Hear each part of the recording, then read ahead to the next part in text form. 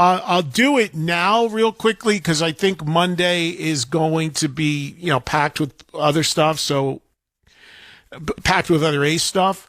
But in a nutshell, and I think Ace put this in his book because when he was look, I'm going to be honest. When Ace was doing his book, Ace didn't remember anything. I mean, it was funny. There were things he would remember that would surprise you that he remembered, and there was a lot he forgot and didn't remember. And when he was doing that book, he called me up and he's just like, brother, give me some stories. I don't remember anything. So,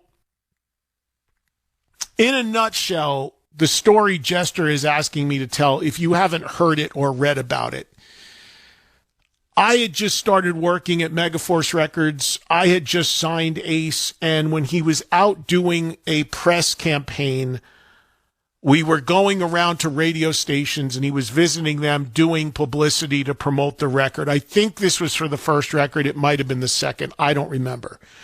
But we did a run through New York and New Jersey, and the label gave us a stretch limo with a driver, and we went and spent a day going to radio stations in Long Island, New York City. I think we went to something in Westchester. And the last stop on the radio tour in the New Jersey, New York area was a station that I actually worked at. Because remember, even when I was doing radio, even when I was working for a label, whatever I was doing as other jobs, I always still did at least a radio show a week at whatever station I was working at. So the last stop was a radio station in New Jersey that's still on the air to this day that I started at, WDHA. And now we're rolling into my radio station that I work at. So I'm kind of wearing two hats, because I want this to go really well, because I work there and do a show there on the weekend. And of course, I'm there now representing and working with Ace. So as the day went on, as we are going through all these radio stations, Ace started drinking. And by the time we got to this last stop, it's probably 8 o'clock at night or something, he was loaded. So we're in the back of the limo and we're in the parking lot and he dozed off. And I'm shaking him and I'm going, Ace, you got to do this. I work at this station. You can't not do this. It's going to be bad. You got to do this station. And he's like, fuck, I'm fucking burnt, buddy. Let's get out of here. I go, no, you can't. You can't. We have to go do this. And I go, what's it going to take? Like, what do I need? What is it going to take? You got to get out of this car and go in there and do it. And he's sitting there and he's slurring. He's like, and he just turns his head over to me. He goes, fish sandwich. And I go, what? Fish sandwich. I go, what are you talking about? I'm totally sober. I would. And he goes, file fucking McDonald's fucking fish sandwich. So I look, I knock on the glass. Driver puts down the window. I go, there's a McDonald's down the street. I knew the area. I worked there. I lived there. I go, get to the McDonald's drive-thru. Handed him $20. I go, buy as many fish sandwiches as you can get. Limo leaves the radio station. We go to the drive-thru. The driver buys like 4 Filet-O-Fish sandwiches from McDonald's, puts them in the back seat with me. I take the bag. I'm like, I'm opening the bag like I'm opening like a crash cart or something. Ripping through the bag. Here, Ace. Here, Ace. McDonald's Filet-O-Fish. He grabs it. He's like, and he starts biting into it. The tartar sauce is coming out the back. I'm like throwing him napkins. He starts eating into the fish sandwich. Now the driver's driving back. I tell the driver, go back to the radio station. Starts eating the sandwiches. Ace ate like 3 of the sandwiches, finishing them in the parking lot of the radio station. And sure enough, I go around. He goes, all right, let's do it. Turn around. I open the door to the limo, gets out, walks in. I'm still super nervous because I'm like, what is this? What is going to happen here? You know, the guy who was on the air was like, hey, welcome everybody. Hey, Eddie, good to see you. Hey, Ace, it's great to have you here. Ace stumbles in. He's still out. Son of a bitch, when that microphone went on. So, Ace, tell me about your new album, this great new single, Rock Soldiers. Ace kicked right in like a pro. Well, yeah, it's great to be here with you. Like nothing had happened. Ace is on his game, crushing it. Thank you so much for playing the record. I appreciate the support. Yeah, it's great to have a record out. It's great to have my solo career starting. Blah, blah. All right, Ace, thank you very much. Get back in the limo. Boom. Ace just goes to sleep. So from that point on, I realized that the McDonald's Filet-O-Fish had tremendous healing abilities to an inebriated Ace and probably saved my job at that radio station. So when he called me, when he was writing his book, he goes, give me a story, buddy, because, you know, I had a lot of shit I don't remember.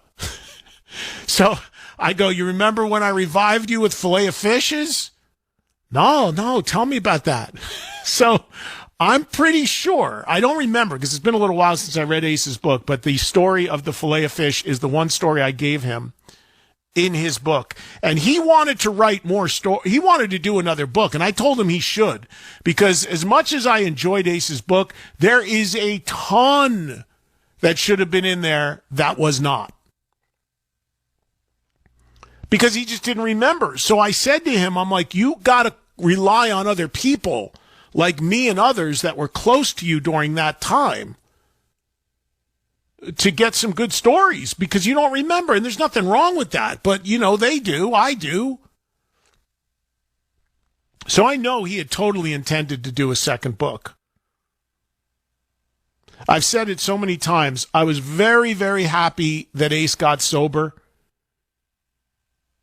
because he would not have lived to 74 if he did not.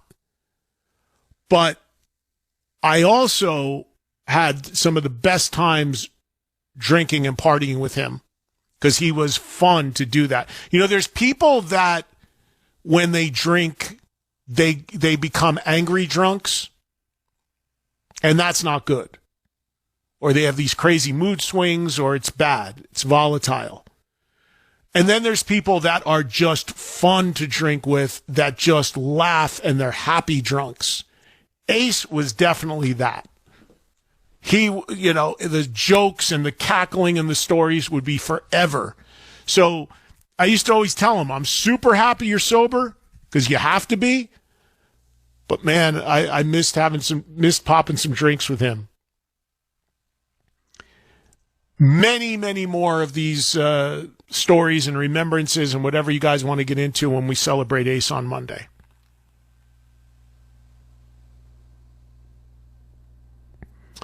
Here is Ray in Maryland calling in. Ray, what's happening, buddy? Not really feeling it, dude. It's allergy season. Quarter pounder with cheese, brother. Is that your remedy? You sold that good, Ray. I thought you were sick or something, for real.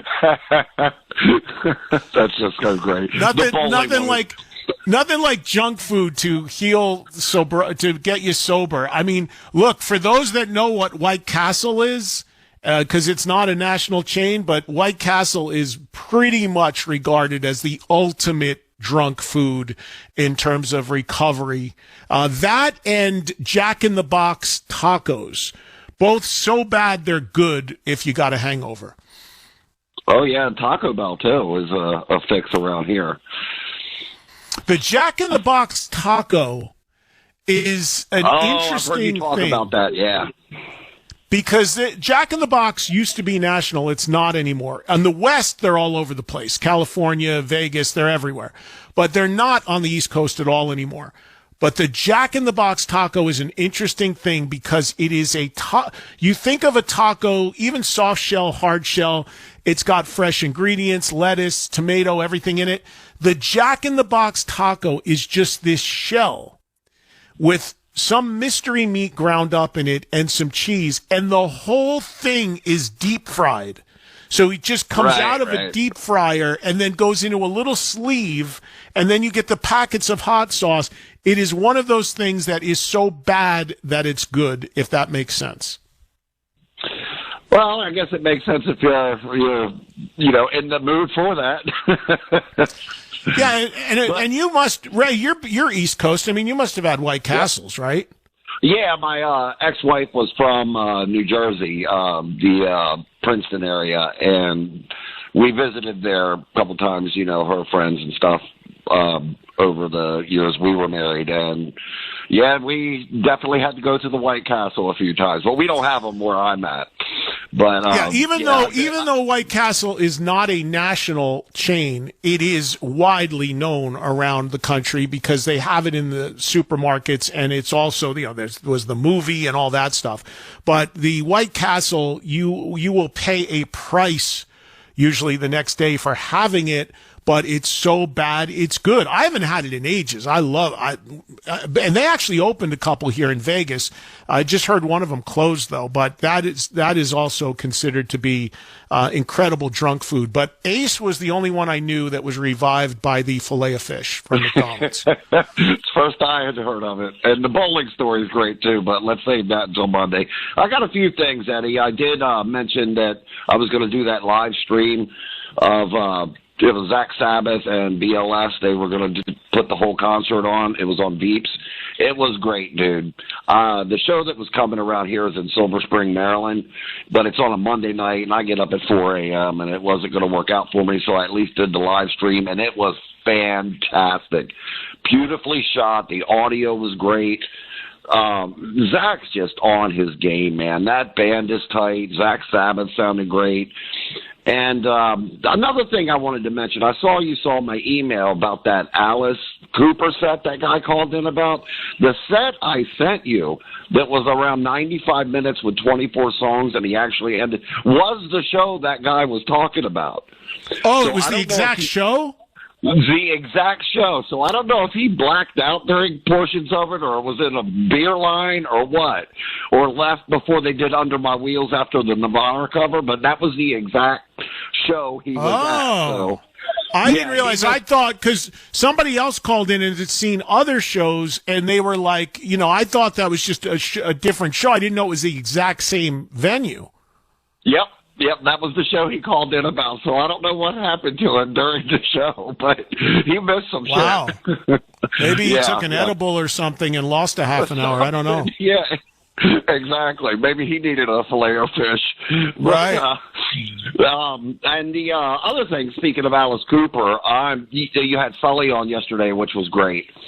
And you guys mentioned, the tour starting and all, and he's doing a couple of radio festivals prior to the tour starting, and one of them's in Camden, New Jersey, so I'm hitting that one, and it's on May 9th, which is the second show right before the tour starts, so I'll get to see a little sneak peek, and that's going to be Alice Cooper and Godsmack, so it's a weird mix. It's like Everclear and the Hooters prior to Alice and Godsmack. So it's one of those like all over the place deals. But we're going to show up about an hour before Alice goes on, and we're just there for Alice and Godsmack. So I'll report back to you at some point on that, man. And you have a great weekend, bro. Thanks for taking my call as always. All right, you too, Ray. Thank you.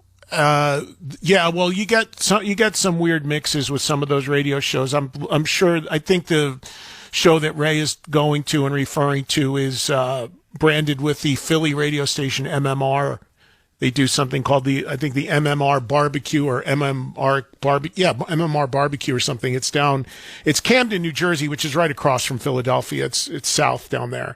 I've never gone to it, but I know about it.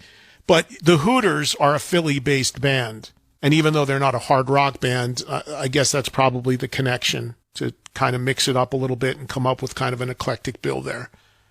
Sometimes that's cool, as long as it's all rock. I don't understand why seeing this more and more, like some of these metal bills or metal festivals or hard rock festivals sticking in a hip hop act or something or a rap act. It's like, what? As that? But I think everybody's just trying to figure out ways to make their events unique and different since there's so many of them now.